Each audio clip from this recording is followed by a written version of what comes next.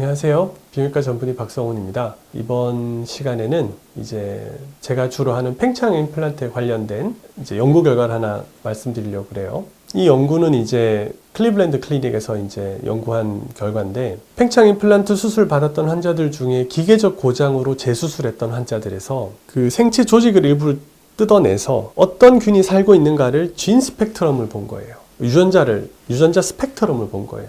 이게 왜 이렇게 하냐면은 여긴 약간 역사적인 게 있어요. 처음 팽창형 임플란트 수술을 했을 때 기계적 고장이 있어서 재수술한 환자들, 그러니까 감염이 없었어요. 감염은 없고 기계만 고장 났는데 그래서 바꿔 넣었어요. 그런 환자들은 수술하고 나면은 일반 환자들보다 보통 3배에서 4배 가까이, 그러니까 5에서 10% 가까이 항상 감염이 생기는 거예요. 그래서 이해가 안 간 거야. 감염이 없던 사람인데 재수술하면 왜 감염이 생기지? 그때 당시에는 균을 볼 수 있는 방법이 뭐였냐면 배양해서 키우는 거였어요. 근데 배양해서 키워봐야 아무것도 안 나온다 그랬거든요. 우리가 배양해서 키워도 아무것도 안 나오지만 균이 있는 게 아닐까? 라고 생각해서 살균을 시키고 그리고 나서 임플란트를 했더니 감염이 안 되더라. 그러니까 뭔가 거기 균이 살고 있는 게 아닐까? 라는 생각을 했었어요. 그러다 그 다음엔 우리가 균을 배양하는 방식에서 PCR로 바뀌죠. PCR은 RNA를 디텍션하는 거기 때문에 저희가 50에서 60%까지 높아졌어요. 균을 잡아낼 수 있는 게. 그렇게 PCR을 돌려서 보니까 실제로 균들이 살고 있는 거예요. 살고 있는데 얘네가 동면 상태로 있는 거로 생각했었어요. 막 번식을 하진 못하고 자기네들끼리 보호막을 만들어서, 바이오필름이라는 보호막을 만들어서 거기 살고 있는 거예요. 근데 걔네가 재수술하면서 열려버리면은 이게 바이오필름이 깨지면서 얘네가 재활성화될 수 있는 계기가 되는 거죠. 여기까지가 이제까지 생각이었어요. 그런데 PCR도 완벽하진 않잖아요. 그래서 이 친구들이 진 스펙트럼을 한 거예요.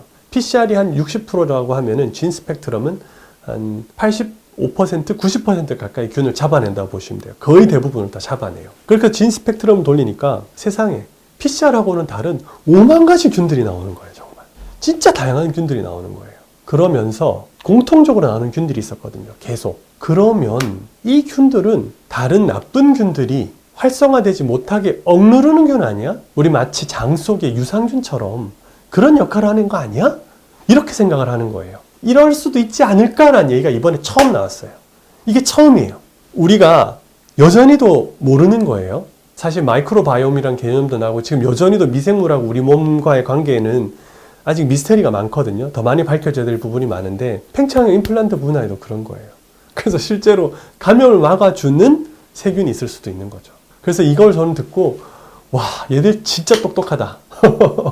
두 번째, 그러면 수술할 때 우리가 나중에 어떻게 보면은 정말 그걸 막아줄 수 있는 세균은 살리고 문제를 일으키는 균들만 억제하는 그런 걸 뭔가 개발해야 되는 거 아닌가?